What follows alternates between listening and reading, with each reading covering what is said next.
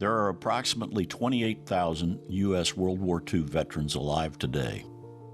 Western Hills Country Club is fortunate to have 4 of these American heroes as members: Bill Snyder, Earl Conklin, and Harry and Don Blaney.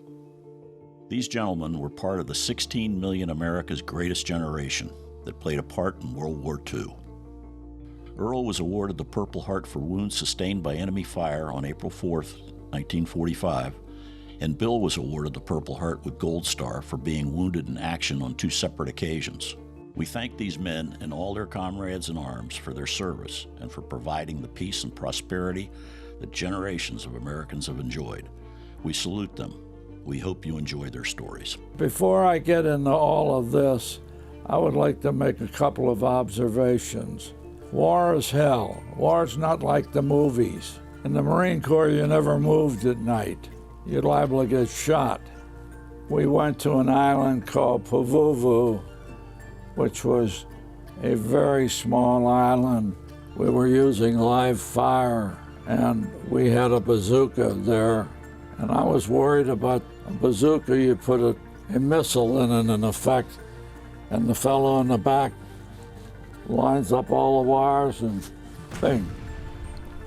And that's when I got my first experience of combat. I went down there and said, now you be very careful. The tube's empty and the wires are right.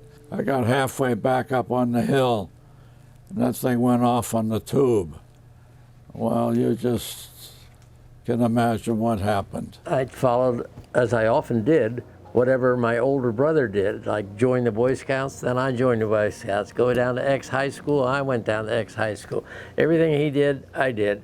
And so I joined the Air Force. The war was going our way, and they were slowing down, moving us quickly forward into flight training. We trained on B-29s. Well, that was the largest bomber in the Second World War. It was designed to have a long range, could travel many miles without refueling, and had the capabilities of carrying a bomb load. As I recall, I think it was around 20,000 pounds that we would carry, but that was stretching it.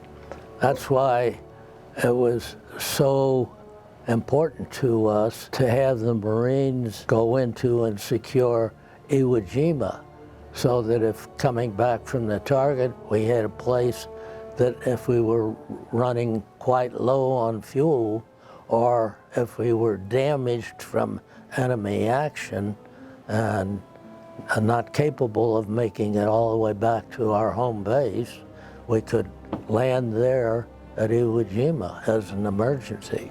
Well, I flew 18 missions, and the nature of the missions was most of our missions were made at night. That way we had a little less combat with the Japanese fighter planes. I was getting ready to assault a village, and I heard this whistling sound, and it was artillery, and I knew what it was, but the old saying is you never hear them when it hits you. Well, that's not entirely true. So it hit 6 or 7 feet from where we were sitting. I got up out of the trench where we were and started running across the field, and it was all wet grass. And I went about 15 feet and I collapsed. The next thing I know, I'm on a stretcher. I spent about 10 days in the hospital before I could get back to duty. Okinawa was the largest island we had ever encountered. It was roughly 60 miles long and 10 miles wide. The Japanese decided that they would defend Okinawa on the hills and in the caves about middle way down the island. However, they wanted to make sure that the northern part of the island was cleared out. So they sent a part of Able Company, of which I was a part. I had the 2nd platoon, and on the 4th day, we met resistance, and I was firing my carbine in a combat situation, and all of a sudden I felt myself laying flat on my back. I had been hit, and I laid there until these stretcher bearers came up and they put me on I was in the hospital at Guam for 2 or 3 weeks, and like most young lieutenants, they were gung-ho to get back to their troops. The second time I was running through a minefield, and some sniper was trying to get me, and I was zigzagging, and at any rate, something went off in the back of me. I don't know if he hit a mine or whether it was artillery, but the next thing I woke up kind of hazy, and I was up to my chin in water, and I guess it was a shell hole or a pond, whatever, and 2 guys were pulling me out. About that time I passed out.